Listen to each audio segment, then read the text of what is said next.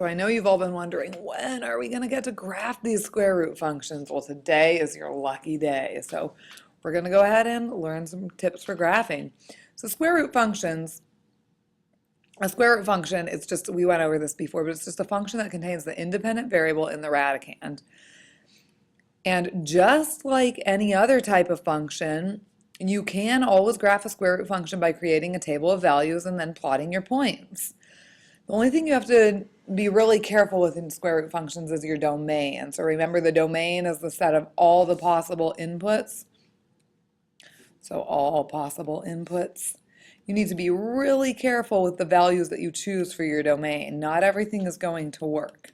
So let's look at just some examples and talk about the domain. So if I ask you to find the domain of this, y equals absolute value of x plus 5, and you were just making like a little table like, hey, well, I want to try for x maybe -10, -5, 0, 5, 10, or something like that. When you plug it in, you may notice something strange. If you try to do y equals the square root of -10 plus 5, y equals the square root of -5, you're going to remember that that is not, it doesn't have a real number solution, okay? So that's what I'm talking about when I say you have to be careful with the domain. So this table might not work because it has some values that would not even exist on a graph.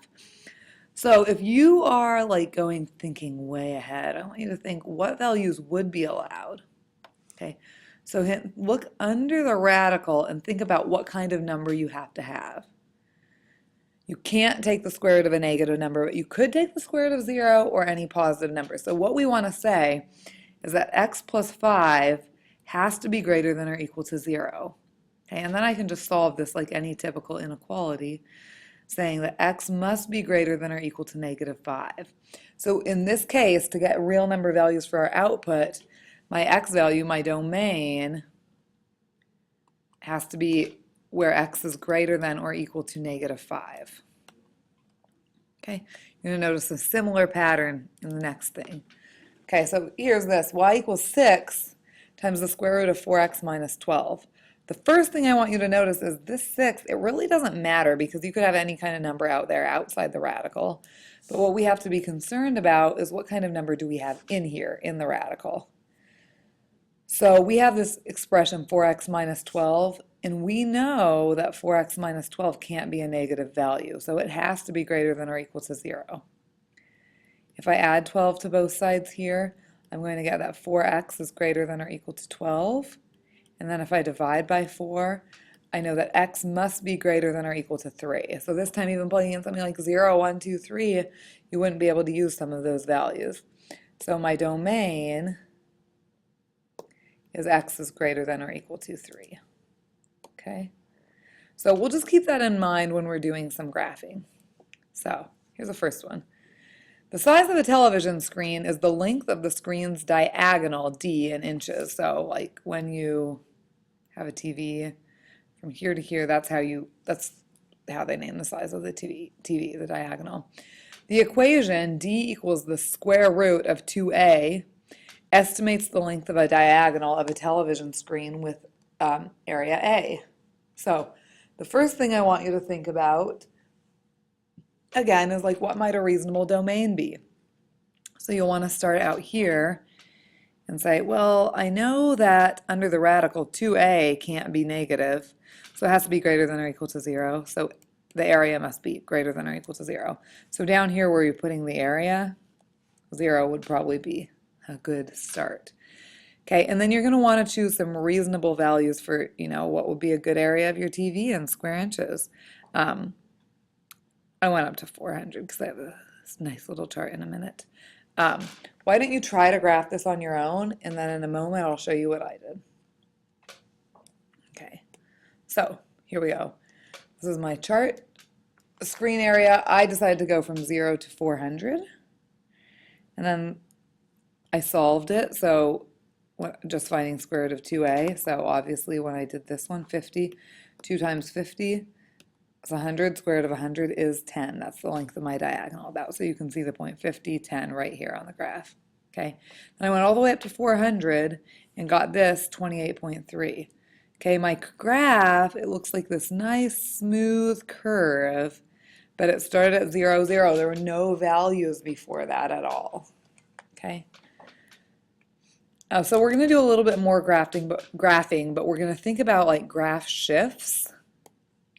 And we've thought about shifting graphs when we did like absolute value, and we did say y equals absolute value of x, and you knew that looked kind of like this. But then we said, hey, what happens when you do y equals absolute value of x minus 1? And you're like, oh, it went down 1 unit, it shifted down 1. And then you were like, hey, I wonder what happens when we do y equals absolute value of x minus 4, and you found out that even had a minus in there, that it went to the right 4 units. Okay, but other than that, they looked the same other than the shifts. So I want you to predict what equation would shift y equals absolute value of x up 8 units. And then I want you to make a prediction for down 3, left 5, and right 1.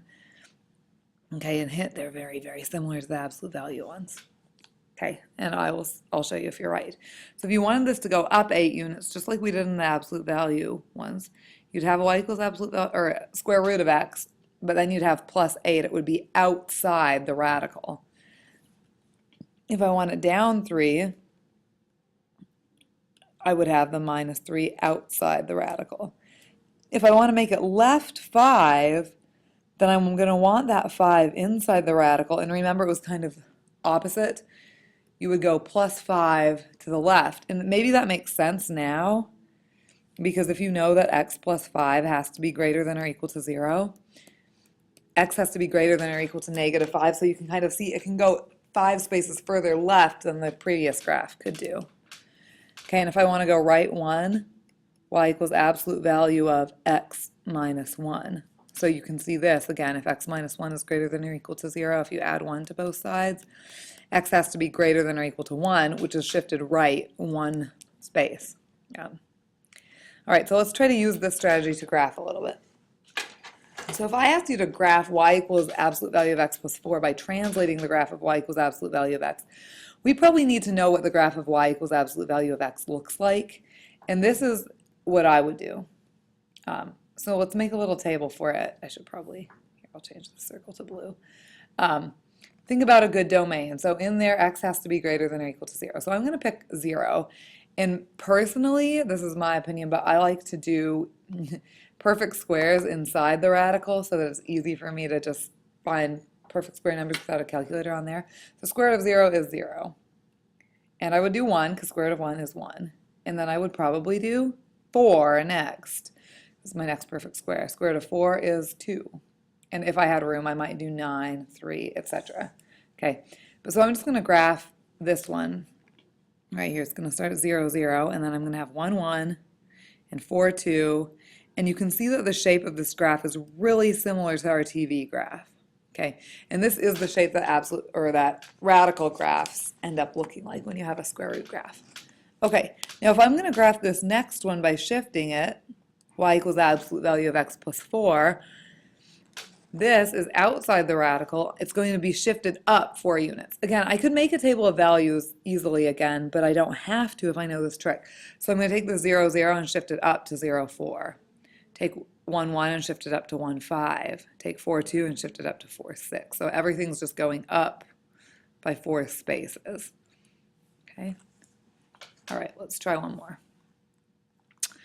Graph f of x equals square root of x plus 3 by translating the graph of y equals x. Absolutely, sorry, I keep saying that.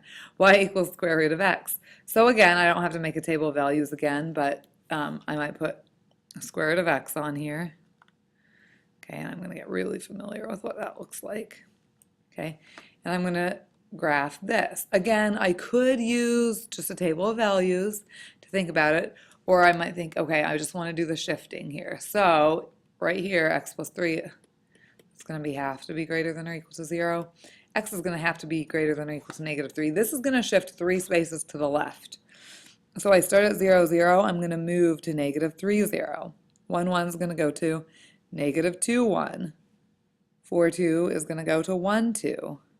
Okay, so there I shifted that whole thing, and now I can make my graph again.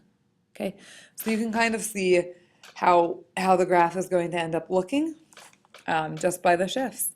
And hopefully this wasn't too bad. It's a lot of things that we've practiced before. I'll see you later.